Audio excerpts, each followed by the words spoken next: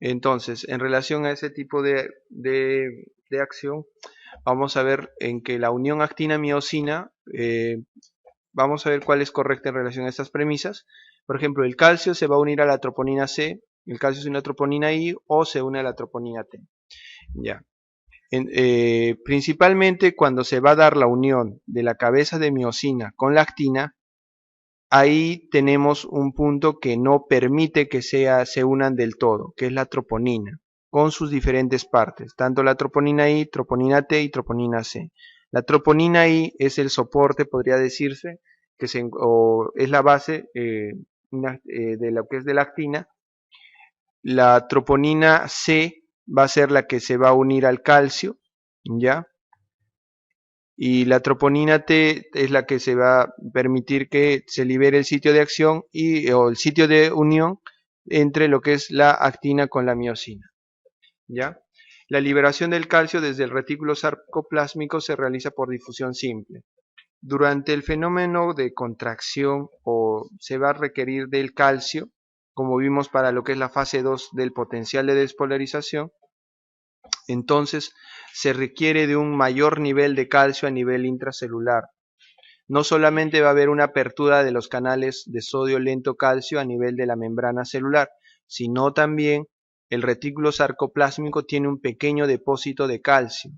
Entonces, cuando se requiere del calcio para lo que es la contracción, también el retículo sarcoplásmico se apertura en una serie de canales de calcio, pero no son canales que van a activarse por difusión simple, o el mecanismo de paso no va a ser por difusión simple, sino va a ser por transporte activo, ¿ya? Y esto va a generar que haya una liberación del calcio desde lo que es el retículo sarcoplásmico hacia lo que es el medio intracelular, ¿no? Favoreciendo todo lo que es la contracción. Las bandas sí están conformadas por actina, miosina. Vimos que solamente están conformadas por por miosina, y las bandas A están conformadas por actina y miosina. Entonces aquí, la respuesta sería la A, porque el calcio se va a unir solamente a la troponina C. La troponina I está unida a la actina, la troponina T solamente está en lo que es el sitio de unión de la actina. Entonces, la respuesta aquí sería la A. Ya, como pueden ver, esta parte es un poquito a veces difícil de explicar. Solamente hemos planeado tener dos preguntas o tres sobre este tema, porque digamos es algo que no se pregunta con frecuencia, ¿ya? El consumo de ATP en cada contracción muscular cardíaca y periférica se emplea en el golpe de remo de la contracción, el deslizamiento de las fibras de actina sobre la miosina, la separación de la miosina de la actina en la relajación, la entrada de calcio a través de los canales lentos del sarcolema o la firme unión de la miosina con la actina produciendo el rigor. El consumo de ATP generalmente uno pensaría que inicialmente se va a dar cuando se da la unión entre lo que es la actina o la cabeza de miosina con la actina, pero en sí el consumo de ATP principal que se va a dar en la contracción muscular cardíaca va a ser en la separación de la miosina de la actina durante la fase de relajación. Ahí es donde se va a dar el consumo de ATP principalmente, ¿ya? El golpe de remo de la contracción está en relación a lo que es la unión o el acoplamiento de la cabeza de miosina con la actina. Como vimos ahí es lo que es por la actividad ATPasa que va a tener la cabeza de miosina. Entonces ahí se va a liberar va a haber el consumo de ATP, mientras que el segundo fenómeno o la segunda porción donde se va a consumir ATP, pero de manera principal va a ser en la separación de la miosina con la actina en la fase de relajación. Ahora, la entrada de calcio a través de los canales lentos del sarcolema no va a llegar a tener tipo de consumo de ATP. Vimos que son canales voltaje dependientes, ¿no? Los de la membrana celular. Y bueno, la firme unión de la miosina con la actina produciendo el rigor. A este caso ya no hay ya no hay consumo de ATP, ¿no? En este caso ya eso es otro tipo de proceso. Entonces aquí la respuesta sería la C, ¿no? La separación de la miosina y de la actina en la fase de relajación. Dígame.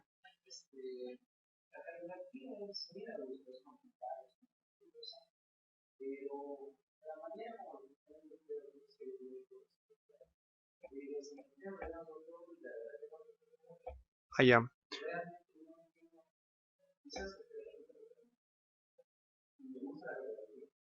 Ya, ya doctor, mire.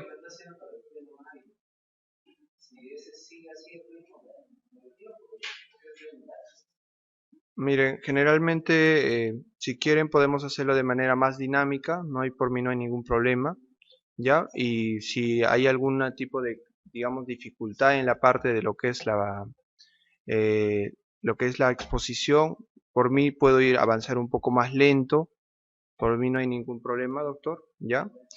¿Ya? Entonces vamos a ir avanzando. Si tuvieran alguna duda o no me han entendido hasta el momento, vamos a ir entonces de una manera más lenta para que podamos avanzar, ¿no? Y todos estemos satisfechos con el desarrollo de la clase.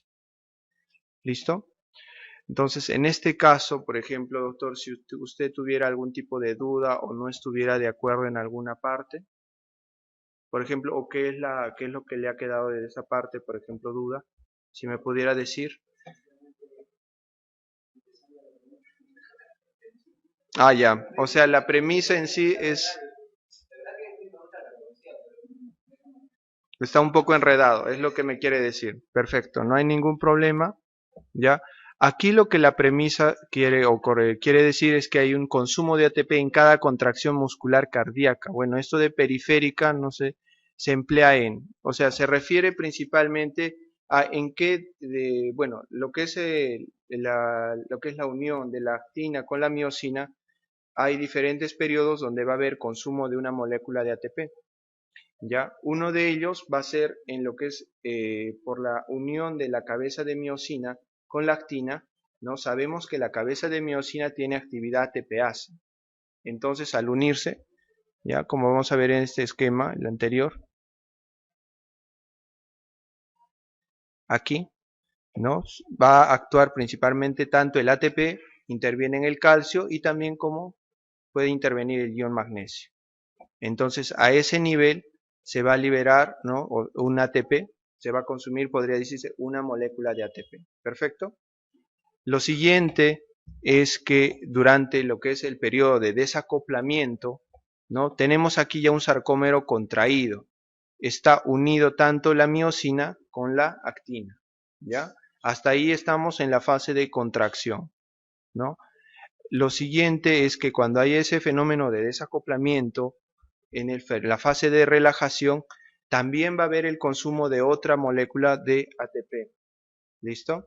Entonces, en este fenómeno de desacoplamiento, entonces se liberan tanto lo que es del sitio de unión de la actina, que estaba bloqueado, podría decirse, por la troponina, ¿ya?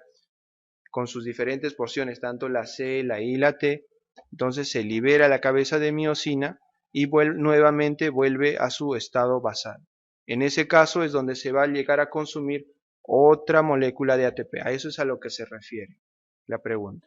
En sí, la pregunta lo que plantea es en qué situaciones podría decirse hay el consumo de ATP en lo que es el fenómeno de unión tanto de la actina como de la miosina. ¿Ya? Entonces, pero vamos a ver, aquí está. Entonces, bueno, en el golpe de remo de la contracción, en el deslizamiento de las fibras de actina sobre la miosina, no, en sí en este fenómeno no es donde se va a dar lo que es el consumo de ATP, vimos que es en la unión de la cabeza de miosina con la de actina, y el otro fenómeno donde se va a ver consumo de ATP va a ser en la separación de la miosina de la actina en la fase de relajación. ¿Ya? Ahora, en relación a la entrada de calcio a través de los canales lentos del sarcolema, eso ya lo hablamos en la parte de lo que es la despolarización y potenciales de acción. ¿Ya? Y la firme unión de la miosina con la actina produciendo el rigor, ¿no? Eso ya lo estamos viendo en lo que es ese es otro tipo de fenómenos, otro tipo de eventos, donde ahí, por ejemplo, ya está unida tanto la miosina con la actina y ya no hay ningún tipo de consumo o un mecanismo para que pueda haber actividad o liberación de ATP. ¿Ya? Entonces, a eso se refiere la premisa, entonces la respuesta sería la C, ¿no? El golpe de remo se refiere principalmente a lo que es la unión, entre la actina y miosina, pero en este caso no lo describen de esa manera. Supongo que por ello es que principalmente le dan hincapié a la separación de la miosina de la actina en lo que es la relación como el principal mecanismo del consumo de ATP. Pero bueno, habría que si no, no está del todo tan clara esta pregunta, la vamos a revisar, ya, porque como dice, tiene razón, en el golpe de remo podría estar, digamos, hay un consumo, como también en la separación de miosina. Bueno, si hasta aquí, digamos, hubiera alguna duda, alguna pregunta para poder avanzar, vamos a entrar a lo que es el ciclo cardíaco, ¿ya? Lo vamos a hacer de manera lenta para que puedan entenderme, ¿ya? Por ejemplo, dentro de lo que es el ciclo cardíaco, como saben, tenemos la sístole como la diástole, ¿no? El ciclo cardíaco tiene dos fases, tanto la sístole como la diástole. Entonces vamos a ir avanzando parte por parte, ya que cada una de ellas tiene diferentes fases, ¿no? Y en lo que es las fases de cada una de ellas, vamos a tener que ver lo que son la variación, las aperturas y cierre de las válvulas, tanto auriculoventriculares como la aórtica y la pulmonar, y la presencia de lo que es dónde, en qué momentos, en qué tipo de fases se va a dar lo que es tanto el primer ruido, segundo ruido, tercer ruido y cuarto ruido, ya que es importante y muchas veces conociendo lo que es el ciclo cardíaco podemos ir identificando. Por ejemplo, la primera fase de la diástole es la fase de llenado rápido. Por ejemplo, es que tenemos un corazón, ¿no?, que ya está en fase de relajación, donde va a haber una entrada de sangre desde las venas hacia las aurículas y posterior a ello de las aurículas hacia los ventrículos. En esta fase de llenado rápido tenemos que las válvulas hay apertura de las válvulas auriculoventriculares inicialmente, permitiendo la entrada de sangre desde las aurículas hacia los ventrículos, ¿ya? Después tenemos la segunda fase, la fase de diástasis, donde continúa lo que es el paso de sangre tanto desde las aurículas hacia los ventrículos. Ya es un fenómeno pasivo, podría decirse, donde como están abiertas las válvulas auriculoventriculares, permite que haya un paso de sangre, ¿no? No hay ningún tipo de, digamos, particularidad, podría decirse, en esta fase. Y después tenemos la fase de sístole auricular, ¿no?, que es donde hay un pequeño volumen de sangre que podría decirse que se queda en las aurículas, y eso hace, y a través de lo que es la contracción auricular, va a permitir que esa sangre que está quedando pase a los ventrículos, y entonces ya tenemos un ventrículo favorezco, permite un adecuado llenado ventricular.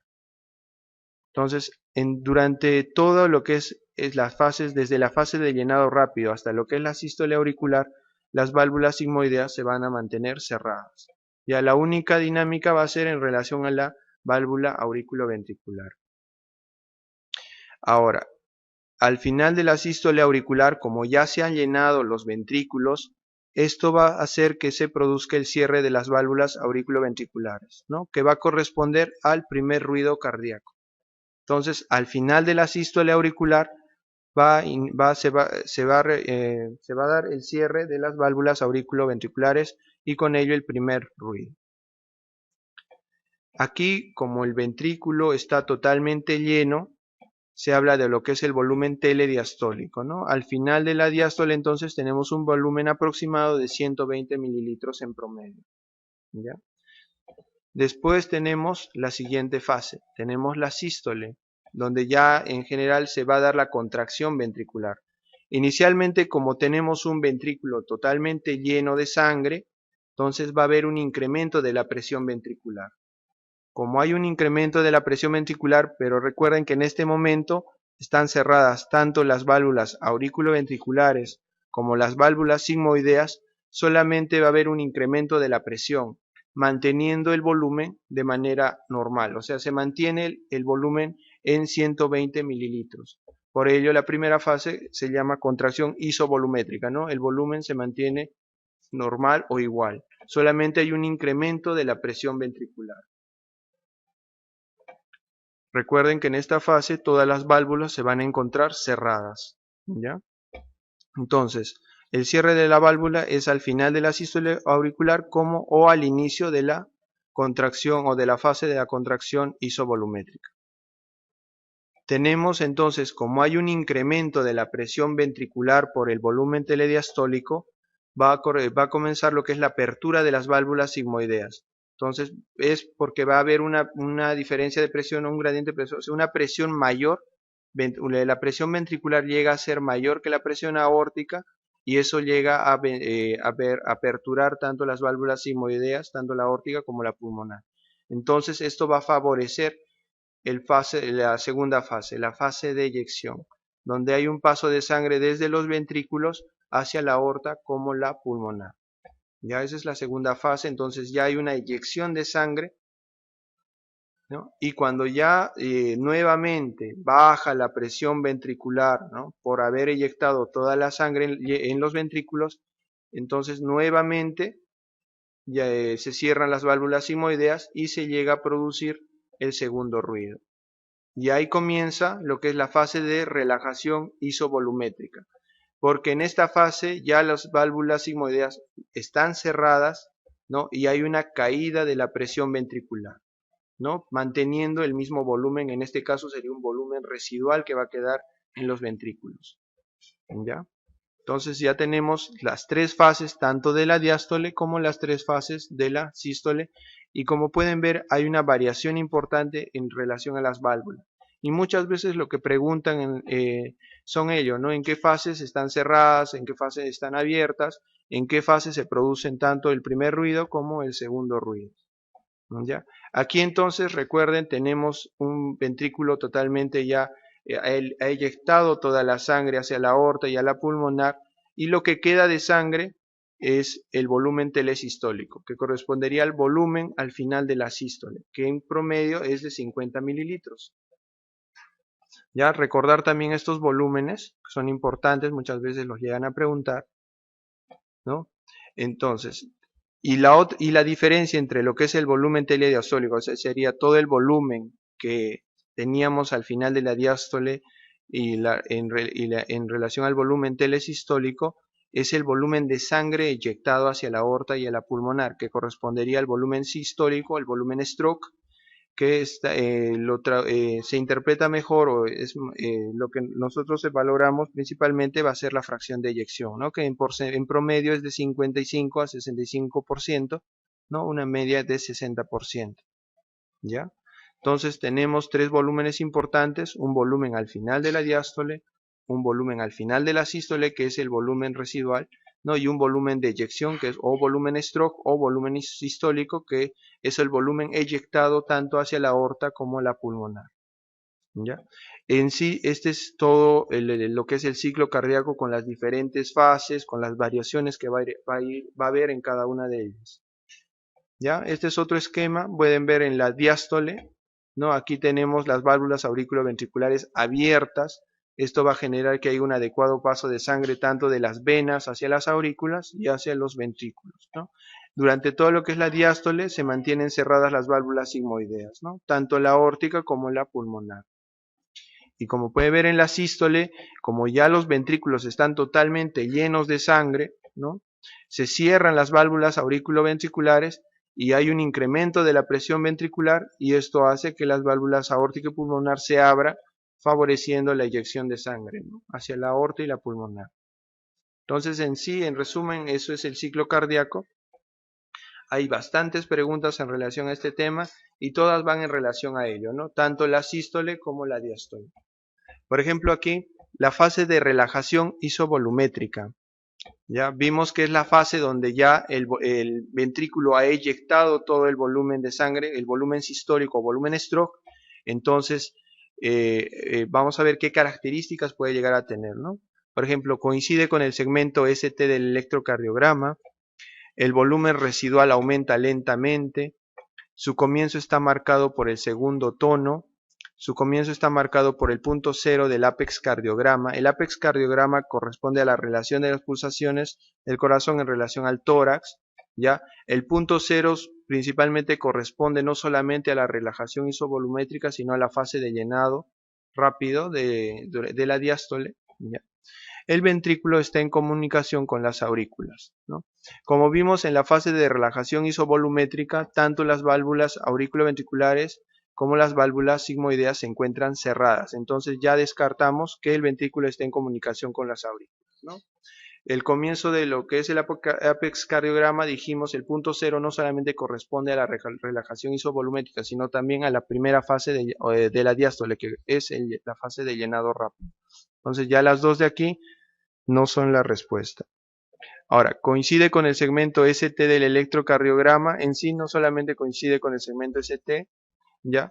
Es parte de la onda T también.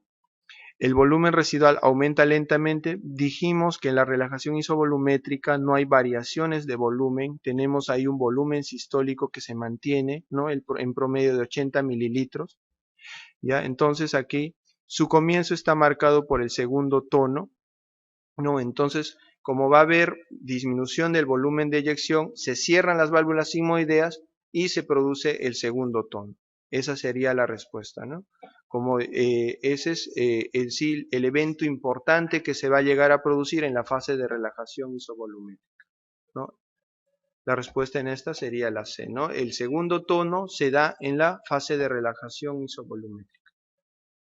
Aquí tenemos otro esquema, ya donde están las diferentes fases del ciclo cardíaco. Como pueden ver aquí, lo que tratan de asociar es tanto las variaciones de la presión ventricular, tanto de la presión aórtica, la presión auricular, en relación a lo que son la formación de los ruidos cardíacos, la onda del pulso venoso y lo que es el electrocardiograma, ¿ya?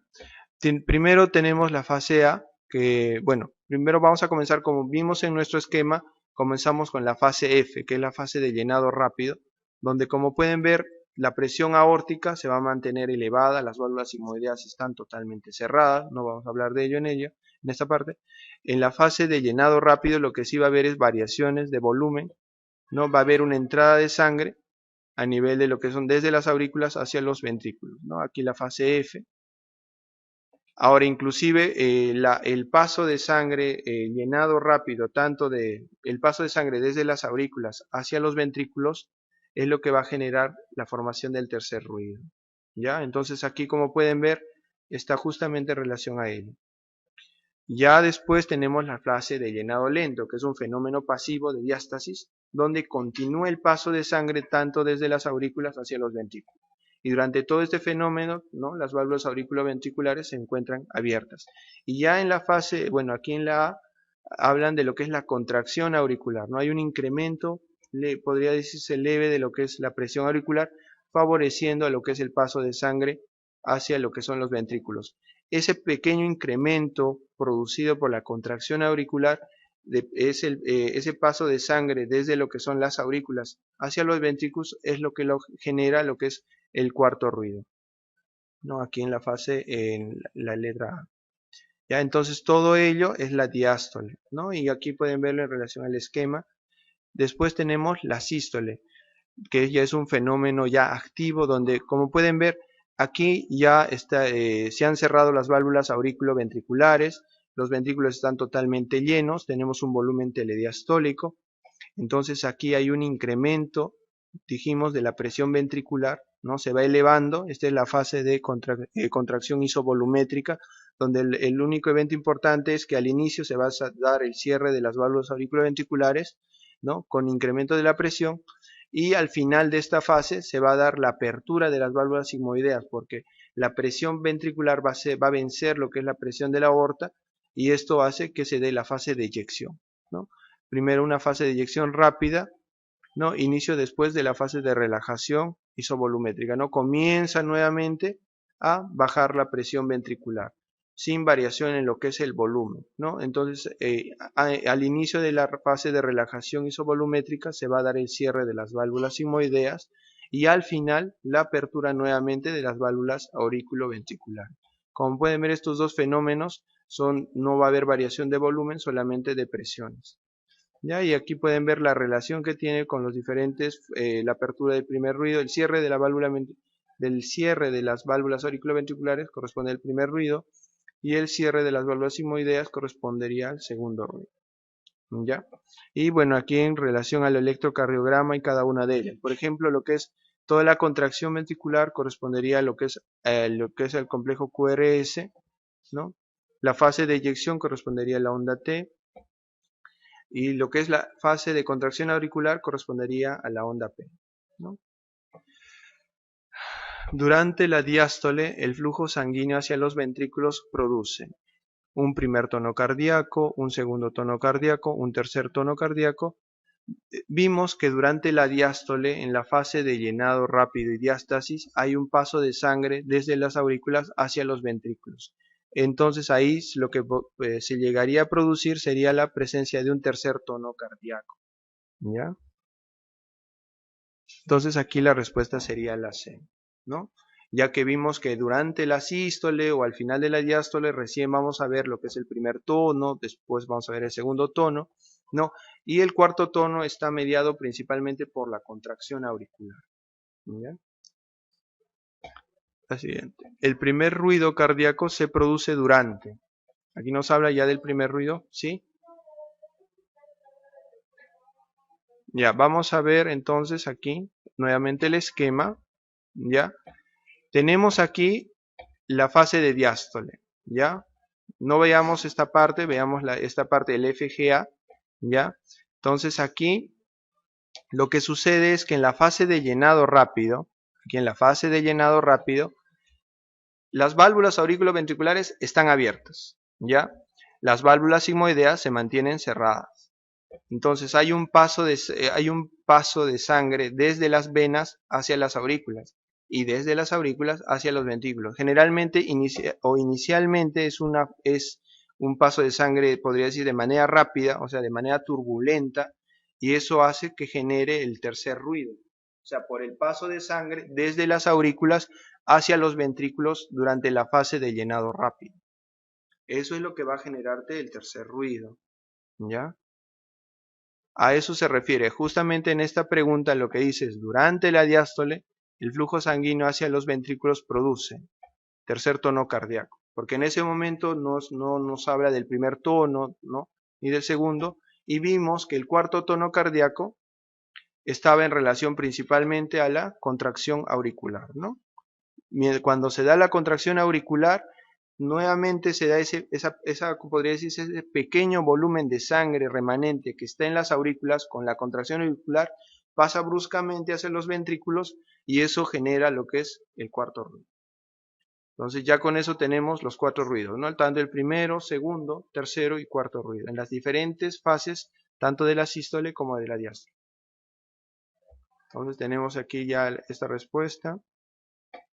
El primer ruido cardíaco se produce durante la fase de contracción isovolumétrica, la fase de expulsión rápida, la fase de eyección, la fase de llenado rápido, la parte final de la expulsión. Vimos que el primer ruido es el cierre de las válvulas auriculoventriculares, ¿no? Y se van a dar al final de la diástole, o sea, al final de la fase de contracción auricular y al inicio de la fase de contracción isovolumétrica. O sea, antes de que comience a incrementarse la presión ventricular, es que se cierran las válvulas auriculoventriculares, ¿no? Entonces aquí la respuesta sería la A, ¿no? Entonces, al inicio de la contracción isovolumétrica se produce el primer ruido cardíaco, ¿ya? Entonces yo creo que hasta aquí ya más o menos es solamente recordar ese cuadro, ver cómo estaban abiertas o estaban cerradas las válvulas, ¿no? Porque a veces es un poco difícil recordar, ¿no? En qué fase está abierto, en qué fase está cerrado, o en relación el tercer, cuarto ruido, pero como pueden darse cuenta, revisando bien cada una de las fases, tiene algún tipo de carácter, de algo en especial que hay que recordar. Acerca del tercer ruido. Otra vez preguntan acerca del tercer ruido, vamos a ver. Está generalmente disminuida en insuficiencia cardíaca, ¿no? Es producida por la turbulencia durante el llenado ventricular rápido en diástole temprana. Es producido por la turbulencia luego de la contracción auricular. Es producido por el flujo a través del agujero oval del paciente y todas son correctas. No, generalmente el tercer ruido es inclusive un criterio mayor para lo que son diagnósticos, el diagnóstico de insuficiencia cardíaca, no es que esté disminuido, al contrario, se busca, o sea, la auscultación se trata de encontrar la presencia del tercer ruido para la sospecha de este diagnóstico, ¿no? No es que esté disminuido, al contrario, puede llegar a incrementarse. Ahora, vimos ya que el mecanismo de formación del tercer ruido es por la turbulencia, o sea, ese paso de sangre que se va a producir de manera rápida inicialmente desde las aurículas hacia los ventrículos, ¿no? Entonces aquí lo que dice es turbulencia durante el llenado ventricular rápido en la diástole temprana, o sea, nos habla de la primera fase de la diástole, ¿no? La fase de llenado rápido. Mientras que cuando hay el producido por turbulencia luego de la contracción auricular, ya eso nos habla del cuarto ruido. Entonces aquí la respuesta sería la B, ¿no?